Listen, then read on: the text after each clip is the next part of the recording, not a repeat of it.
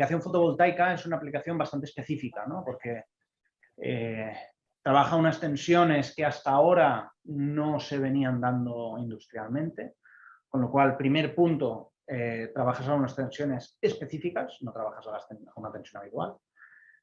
Y segundo punto, es un cable que está pensado para instalar en cualquier punto en el exterior y olvidar. Jordi, cuando quieras. ¿Quién Sí. eres?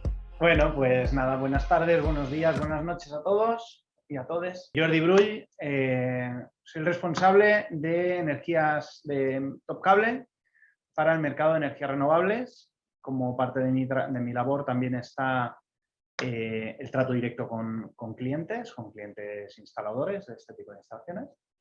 También ver hacia dónde va el mercado solar, normativas que aplican, tanto a nivel doméstico como a nivel de instalación general, y estar al tanto un poco de lo último que va saliendo y cómo va afectando esto a nivel cable.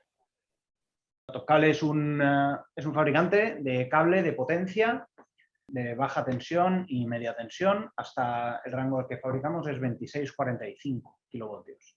¿Vale? Ya entramos en el nivel de alta voltaje, de alta tensión. Somos el segundo fabricante español de cable, fabricante de cable aislado siempre, ¿eh? Jordi, es un placer tenerte hoy aquí en Voces Fotovoltaicas. Muchísimas gracias por acceder a la entrevista. Y nada, si te parece bien, vamos a la primera pregunta.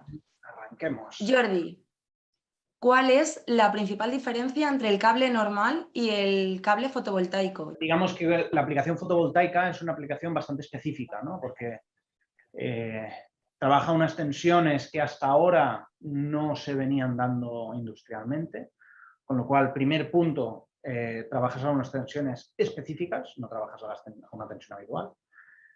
Y segundo punto, es un cable que está pensado para instalar en cualquier punto en el exterior y olvidar. Evidentemente lo que queremos es instalar y olvidar, ¿no? Pero lo instalamos dentro de un edificio protegidito, con una serie de condicionantes que no agreden en exceso al cable si todo es como debería ser. En una instalación solar, el cable se pretende que se instale, nos olvidemos, y pretendemos instalarlo allá donde pega mucho el sol y donde normalmente no hay nadie o casi nadie, por aquello de que así el terreno no es caro, ¿no? ¿Eso qué quiere decir? Que instalar y olvidar significa que mejor no volver y instalar en un lugar donde tenemos unas condiciones climáticas adversas, no solo de sol, sino vientos, aguas y demás. El cable tiene que resistir. Principalmente en un cable de baja tensión tenemos tres elementos: un conductor, un aislamiento y una cubierta.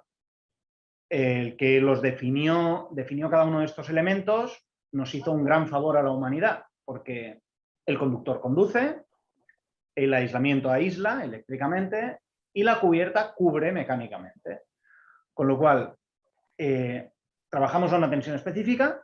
Esto quiere decir que el aislamiento eléctrico tiene que ser específico y trabajamos en unas condiciones muy adversas en el exterior, con lo cual tanto le afectan al conductor como le afectan a la cubierta. ¿En qué sentido le afectan al conductor? Al conductor le afectan en el sentido de que normalmente son tramos cortos.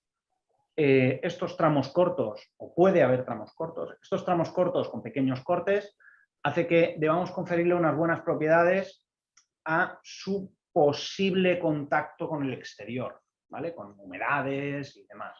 Entonces, el conductor estándar de un cable estándar es un conductor de cobre. En el caso del cable solar, el conductor es cobre estañado. ¿Estañar por qué? Pues por esto, ¿no? Para evitar que haya corrosión o que la corrosión acabe de afectar. Estañar, disculpa, Jordi, te refieres a recubrir de estaño. Correcto. Estañar es recubrir de estaño. El conductor, su función principal es conducir. Y el cobre es mejor conductor que el cobre si lo estañamos. Pero estañándolo no le quitamos mucha propiedad de conducción eléctrica y en cambio sí que le damos muy buenas propiedades, por no decir excelentes propiedades, en el caso de que quede expuesto a las condiciones climáticas. Tarda muchísimo más en oxidarse si es que llega a oxidarse. Si tiene un buen recubrimiento estañado no debería ocurrir. Y aparte, cuando conectamos un cable solar, lo conectamos a otros elementos que normalmente, aquí introduzco un vocablo, ¿no? Lo conectamos a un MC4, que es un conector tipo MC4, y normalmente este conector MC4 es de cobre estañado. También cobre estañado con cobre estañado, evitas que haya par galvánico, evitas que haya corrosión entre elementos, con lo cual también alargas la vida útil de tu instalación, de tu conexión. Al final, hacer este estañado nos garantiza, digamos, que las conexiones sean correctas y duraderas. Pero esto no es algo que haga todo cable, esto es cable solar, todo cable solar, para estar certificado según la norma, ¿no? O para estar fabricado según la norma, tiene que ser conductor cobre estañado. Condiciones adversas, ¿no? Volviendo otra vez a conductor, aislamiento, cubierta. La cubierta, principalmente, se le hace ensayos para que garanticemos que esta cubierta aguanta las condiciones exteriores, aguanta que le esté pegando el sol todo el santo día, porque si colocamos un cable en una instalación solar es porque le da el sol todo el santo día, al menos durante las 4 o 5 mejores épocas del año. ¿Consiste directamente en dejar el cable de la posible condición meteorológica? O sea, ¿dejáis los cables al sol durante X tiempo para validar, por ejemplo, un modelo de cable concreto? Correcto, en esencia es esto, en práctica es simular esto en un laboratorio, ¿vale? Esto normativamente. Un cable, todo esto está normalizado, ¿eh? No es que lo diga yo, se lo invente Top Cable o hayamos inventado la sopa de ajo, es lo que dice la normativa. Y hay muchas normativas diferentes y todas las normativas para hacer el ensayo de ultravioleta hacen lo mismo, ¿vale? Es decir, cogen un tramo de una determinada longitud de cable y ven cómo elonga antes de romper, ¿vale? Al ejercer una fuerza, cómo elonga, como un muelle, ¿no? Cómo se alarga el muelle. Esto pasa en todos los bolígrafos que tenemos, ¿no? Que si cogemos el interior de este muelle, veremos que lo podemos llegar a elongar y recupera, pero llega a un punto en que a partir de ese punto ya el muelle ya no recupera, ¿no? Pues el concepto vendría a ser este, ¿no? O sea, cogemos el cable, vemos cómo elonga sin hacerle absolutamente nada, o sea, un cable final. Una cubierta, mejor dicho, porque se hace sobre cubierta. La cubierta del cable, se le hace este test y se ve cómo se comporta. Y después cogemos, no uno, una determinada N muestras, según la norma te indica 6, 10, 15, 20, que sea. Y haces una media. Como siempre, eliminas los extremos. Siempre que se hacen test de este tipo en laboratorio, si vengáis del sector de donde vengáis, seguro que sabéis que se hacen muestras aleatorias de esta manera, ¿no? Después cogemos un trozo de cable y me permitís que diga lo maltratamos, ¿vale? Yo normalmente en confianza digo lo puteamos, pero creo que no queda políticamente correcto. Y bueno, Jordi, en NPV sabes que las cosas claras y la sí, fotovoltaica también. Vale, pues una vez maltratado o puteado, vemos cómo se comporta ante esta elongación, ¿no? Y tiene que pasar lo que te indique la norma, es decir, tiene que elongar al menos el X%, que es lo que te da la norma. Entonces ahí es donde entra qué quiere decir maltratar al cable, ¿no? Y eso es lo que te define la norma. La norma te define las normas existentes hasta ahora te decían, bueno, pues maltratar al cable quiere decir una bombilla de esta potencia y lo maltratas con una humedad relativa, con un goteo para que haya una humedad alta, incluso para que el agua llegue a la cubierta del cable y haga efecto espejo y sea todavía más agresivo con el cable. Y lo tienes Jordi, que tener... yo entiendo que aquí cada tipo de instalación debe tener unos parámetros prefijados ya en base al tipo de instalación que se va a colocar, ¿no? en cada espacio, porque no tendrá nada que ver colocarlo. El otro día veía una noticia fotovoltaica bueno, que un panel solar ha resistido nieve, pero como nunca antes había pasado. Y decía, ostras, pues este tipo de instalaciones, por ejemplo, podríamos considerar que bueno, los componentes que fueran han sido resistentes a esta tesitura. Entonces, digamos que cada tesitura podríamos sacar unos valores, ¿no? Sí y no. Siempre que hablamos del mundo de la fotovoltaica, a día de hoy, la única normativa, existen dos normativas, una normativa europea, EN 5618, y una normativa internacional, la IEC 62930. Estas dos normativas te definen cómo es este maltrato por ultravioleta que le tienes que dar al cable, ¿vale? Pero no te dicen si tu instalación es de esta dureza o está colocada en tal latitud, tiene... No, se olvida de esto. Vale, bueno, claro, eso me imagino que también son ya cosas que te va dando la experiencia, ¿no? Que ya sabes tú qué proceso de testeo merece cada... Exacto. Y después también es cierto que hay clientes que van más allá, que piden algo más que lo que pide la norma. Hay clientes finales, que son los que se encargan, porque en esto de la fotovoltaica se considera fotovoltaica tanto lo que tengamos en nuestro techo, que no lo vamos a llevar al límite, como alguien que genere energía eléctrica y que genere dinero con lo que está generando eléctricamente su parque fotovoltaico. Con lo cual, a ellos tener, porque al final en los paneles, esto es algo que también sabéis, los paneles va cayendo el rendimiento con los años, esto está parametrizado, ¿no? Entonces, a un particular que le vaya cayendo mucho, igual no le va a afectar tampoco mucho en su bolsillo, pero un parque a gran escala sí que pueden irse miles de euros por el agujero que tiene en el bolsillo, ¿no? Entonces, una cosa es lo que dice la norma, que intenta siempre ir a igualar, a poner un rasero bajo para todos por igual, y otra cosa son las condiciones particulares de instalación o condiciones particulares de los elementos, que esto también depende de cada desarrollador. En paneles pasa con los Tier 1, Tier 2, o sea, en función de cómo de calidad contrastada quieras para tu panel, pues irás a un fabricante o irás a otro, ¿no? Las normativas referentes a cables solares existen desde el 2007. Jordi, espera, porque normativas es que es una cuestión totalmente aparte. Yo precisamente cuando hablé contigo la primera vez me di cuenta de que cada componente, bueno, no sé si cada componente dentro de lo que es una instalación, me imagino que sí, y si no es así ahora, será así en un tiempo, pero me comentabas que existe una normativa específica del cableado fotovoltaico que, bueno, precisamente yo lo que te iba a preguntar te lo pregunto, pero cuéntame todo lo que quieras sobre normativa. ¿Hasta qué punto, Jordi, se ha desarrollado esta normativa que tiene que ver con el cableado, teniendo en cuenta también el ritmo de desarrollo del sector renovable y del fotovoltaico en este caso? A partir de estas, digamos, tiranteces, ¿no? Porque tener que certificar que algo funciona cuando realmente se está usando algo convencional, ¿no? Lo que decíamos, el conductor, aislamiento, cubierta, y se está usando todo convencional, decían, ostras, igual, si yo quiero certificar que esto va a seguir produciendo de aquí 20 años, tendría que garantizar que lo que se está usando me va a seguir funcionando, porque un cable que no está pensado para según qué función, se me va a conectar y va a ser una película de Hollywood y fuegos artificiales, ¿no? Hombre, no, va a funcionar. Pero de aquí 20 años, pues no esperes que siga funcionando, porque al César lo que es el César, ¿no?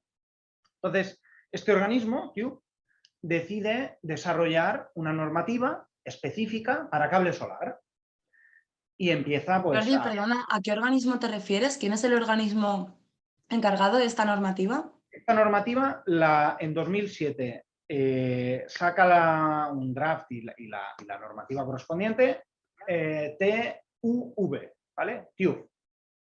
TÜV Rheinland, que son de alemanes, sacan esta normativa, ¿vale? Una 2 PFG 1169 creo que es.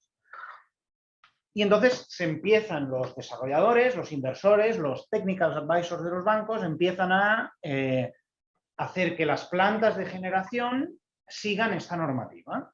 Estamos hablando de 2007, ¿eh? Entonces, los funcionarios se ponen a trabajar, ¿vale? Y tras unos meses duros de trabajo, en 2014 sacan una normativa, es decir, 7 años después de llegar de mucho burocracia intermedia y de mucho consensuar, porque pensemos que al final se tienen que pedir cosas posibles. O sea, también cuando se saca una normativa internacional lo que se pretende es no encarecer los costes, porque si no, dejan de ser rentables las instalaciones, ¿no? Claro, unificar un poco todos los criterios y uno de ellos, evidentemente, el precio. Eso es, eso es.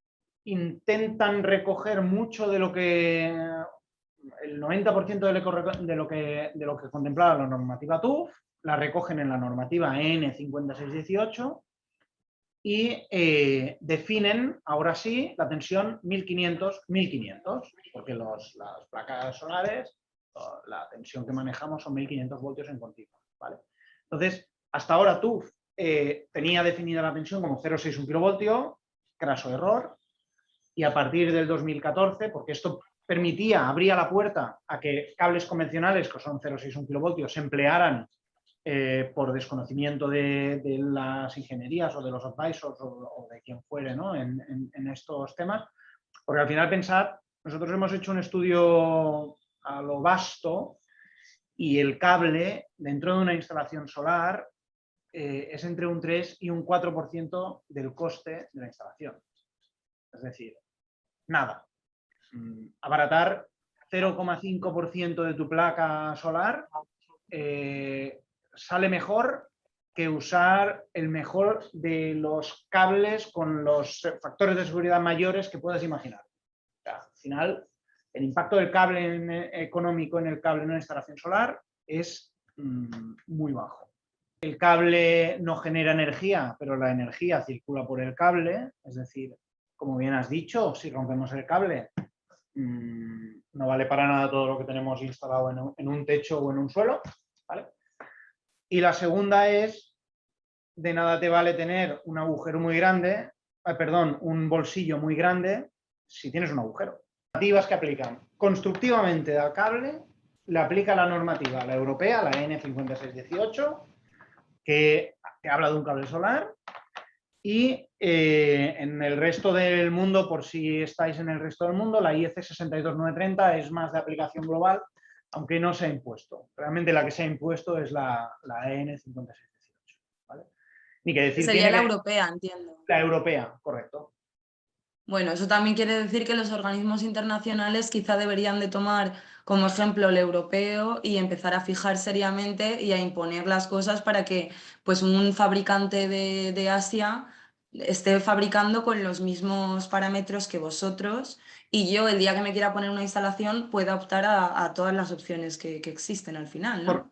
Correcto. De hecho, la EN 5618 nace en 2014, y la IEC 62930 nace en el 2017, que prácticamente es un copiar-pegar con una serie de salvedades. Aquí estaréis acostumbrados todos a que en las instalaciones domésticas se ponían cables tipo RVK y actualmente se está tendiendo a poner cables RZ1K. ¿Vale? Cables RVK son cubiertas de PVC y un RZ1K es una cubierta de poliolefina, que es una cubierta que tiene un comportamiento diferente del PVC. Es más rígida, pero en cambio se comporta infinitamente mejor en caso de que haya un incendio, ¿vale? Es decir, una de las preocupaciones que existe en Europa es qué ocurre si hay un incendio. Claro, tú puedes estar trabajando tranquilamente, ¿no? Estamos aquí trabajando y de repente se inicia un incendio y se puede propagar de forma desmesurada por toda la oficina o por toda la fábrica, como estoy ahora mismo en la fábrica, ¿no? Y crear un desastre. Por otra parte, también podemos crear gases tóxicos y yo seguiré aquí trabajando tiqui, tiqui, tiqui, tiqui, hasta que me pegue una siesta infinita, ¿vale? Porque sin darme cuenta he inhalado un humo que es tóxico. O que empiece a gotear, ¿no? Y digamos, fuego. Jordi, que el modelo europeo ya recoge este tipo de situaciones, ¿no? Correcto, el modelo europeo intenta cada vez más ir hacia materiales libres de halógenos, ¿vale? Sobre todo en edificios, bueno, en España es de obligatorio cumplimiento en locales de pública concurrencia, en falsos techos en naves industriales, en fin, en multitud de aplicaciones. Esto, en función de vuestra instalación, tendréis que ir a la ITC, BT, la que sea, para comprobar cuáles son los cables que te afectan, ¿no? O cómo tienes que decidir el tipo de cable en función del tipo de instalación, ¿vale? Porque al final lo que se está buscando cada vez más es la seguridad del personal. Decían, las ITCs hablan de el tipo de CPR, la declaración de prestaciones, la mínima que tiene que cumplir el cable. Es decir, en el 2017 de nuevo nace otra normativa, igual me estoy poniendo un poco pesado con las normativas, pero es que al ser un boom, como bien decías, ha habido mucho instalador que por desconocimiento propio o por desconocimiento ajeno, del que le tiene que firmar todos los papeles, se ha aprovechado de la situación sin ser 100% consciente de lo que puede acarrear, ¿vale? Es decir, en España las ITCs, instrucciones para la baja tensión, ¿vale? Te hablan de cómo debe ser qué clase mínima CPR tiene que cumplir el cable para ese tipo de instalación. ¿Por qué? Por el riesgo, la peligrosidad que puede haber en caso de que se genere un incendio. ¿Qué ocurre si hay un arco y se crea? Sí. ¿Qué ocurre si hay un arco y se crea un incendio? Pues si el cable es autoextinguible, el incendio se quedará en un incendio. Pero la principal característica o el principal motivo de ser de un cable es conectar eléctricamente diferentes puntos. Y los conecta, a día de hoy no existen cables wifi, es decir, los conecta físicamente. Con lo cual, si el cable, en caso de que haya un incendio, no se autoextingue, el incendio se traslada. Y si tú tienes un conato de incendio en un punto de tu edificio y se te va por tus cables hacia adentro o en un punto de tu casa y se te va hacia adentro de tu casa, tienes un problema. Y esto lo digo de forma no gratuita también. ¿Por qué? Pues porque nos hemos encontrado que hay en países en los que consideran una instalación de autoconsumo en un hogar como un potencial riesgo y se lo hacen pagar así en el seguro. Es decir, si tú por el seguro de tu hogar pagas 800 euros al año, pues en lugar de pagar 800, si tienes una instalación de autoconsumo, pagas 900. Claro, ¿esto qué ha propiciado? Ha propiciado que haya unas ciertas reglas del juego y que se diga, vale, yo quiero seguir pagando 800 porque yo lo he hecho bien. Y entonces se hace como una especie de checklist, ¿no?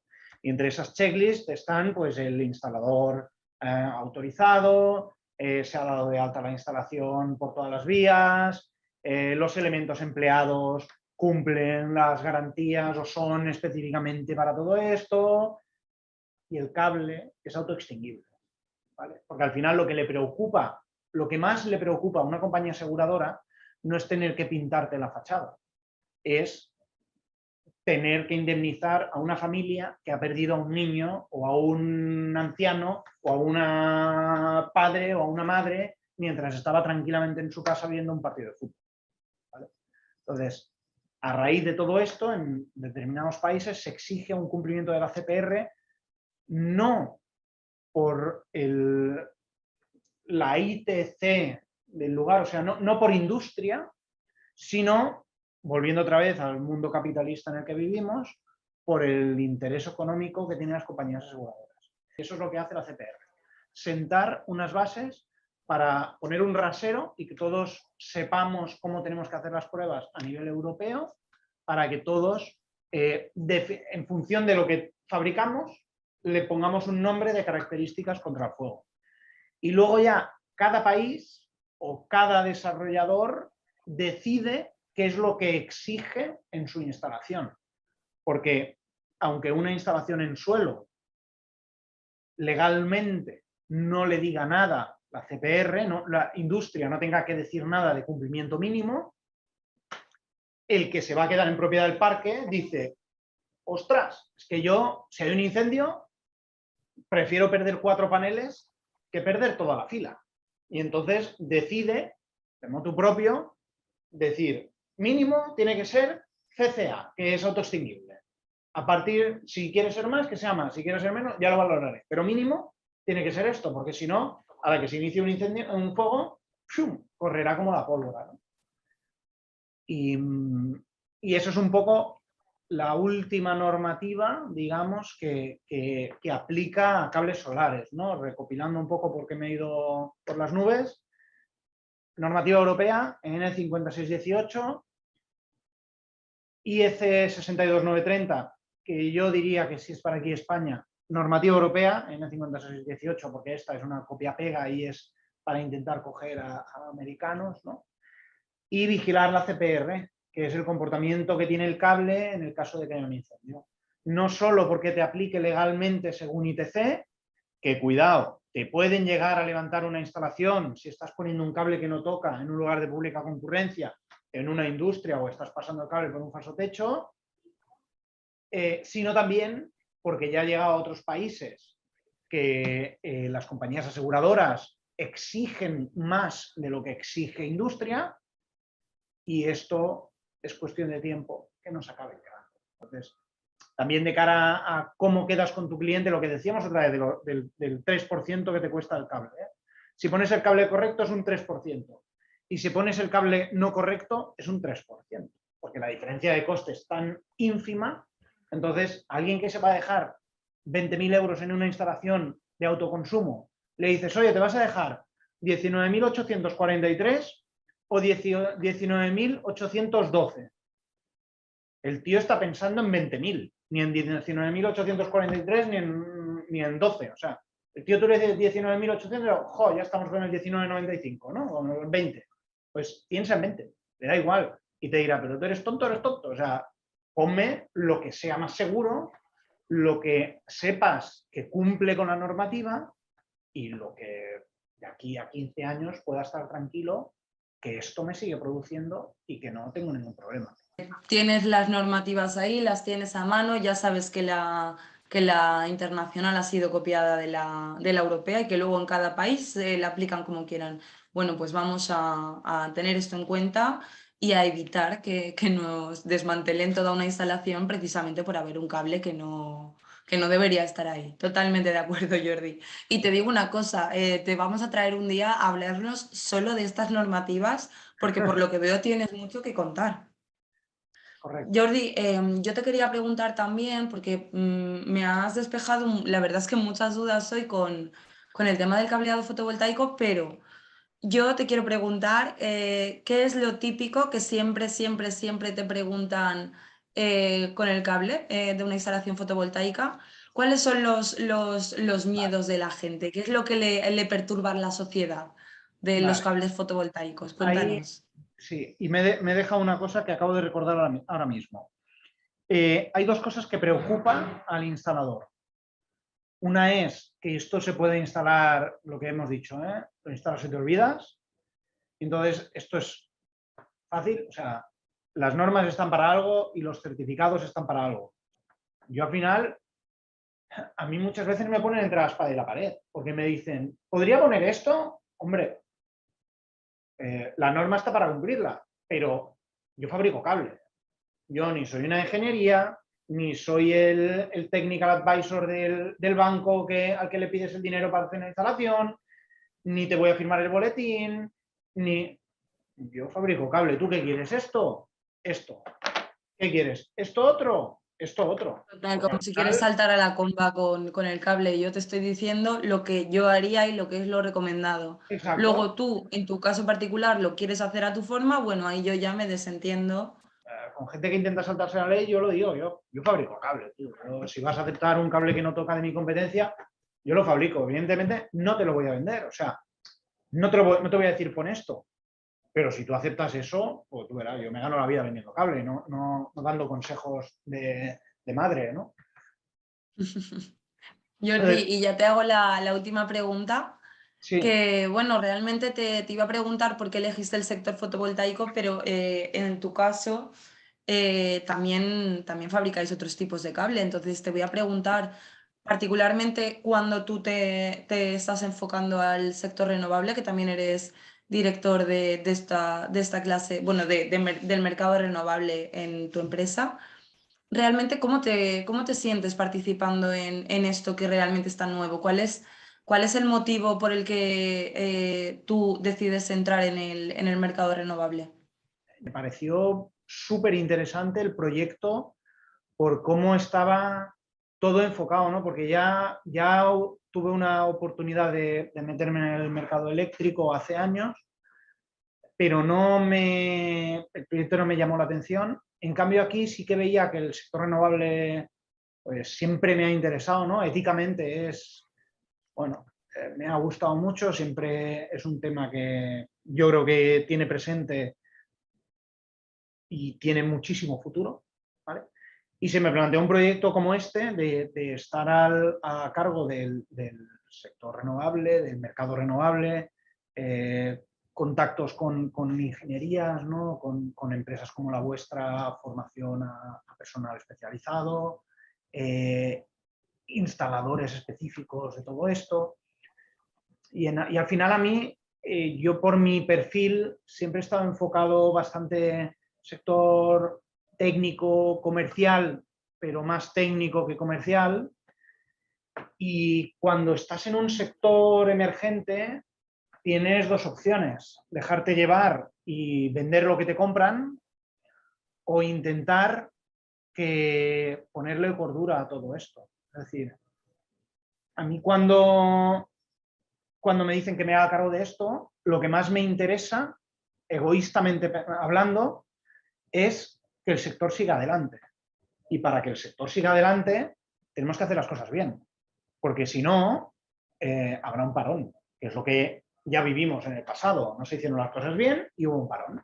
Siempre que de repente hay un boom, si este boom no se crea un buen cimiento, no se hacen bien las cosas, no se llega por capilaridad a todos los puntos que forman este entramado, no funciona, crece de manera desmesurada y tienes una burbuja, ¿no? Y la burbuja explota y, ostras, ¿dónde me agarro, no? En cambio, si está todo bien asentado, aunque se hagan burbujas, si van explotando, ostras, los cimientos son buenos. Entonces, sigue estando vivo el sector, sigue estando vivo el mercado. Y esa es mi gran ambición, ¿no? Es que se hagan las cosas bien. Los españoles hemos ido por el mundo haciendo plantas solares y tenemos mucho sol, primero vendíamos el sol para que la gente viniera a tomar cervezas y ahora vendemos el sol para que la gente genere electricidad, ¿no? Y me gusta el tema de poner un poco sentido técnico, que todo el mundo más o menos forme parte de este empujón que viene para quedarse y que se lo sienta como suyo, ¿no? Tiene su miga, ¿no? Porque esto sería imposible hacerlo si no empieza a haber empresas como vosotros mismos, que vais dando, sin daros cuenta, vais posteando, vais formando poco a poco, estos que van formando a su vez van tejiendo esta red, ¿no? Al final son sinergias que se van contagiando del eslabón justo que tienen al lado y esto es... empezabas diciendo que ibas a decirlo tu punto de vista, pero al final me parece que estás hablando un poco de todo el mundo, como vemos el sector. O sea, creo que todo el mundo se puede sentir un poco representado porque es que es tal cual. Yo quiero esto, sé que es bueno, sé que hay que hacerlo bien. Evidentemente, quiero tener mi carrera profesional en este sector y me interesa que las cifras sean buenas, pero es que también se está traduciendo en todo un buen cambio en general. O sea, es un Correcto. impacto positivo en la naturaleza directamente. Muchísimas gracias por habernos contado hoy tanto sobre cable fotovoltaico. Espero que te tengamos entre filas otra vez pronto y que nos hables, vamos, de cable horas y horas, que por lo que veo tienes mucho, mucho que contar. Demasiado. Muchas gracias a vosotros.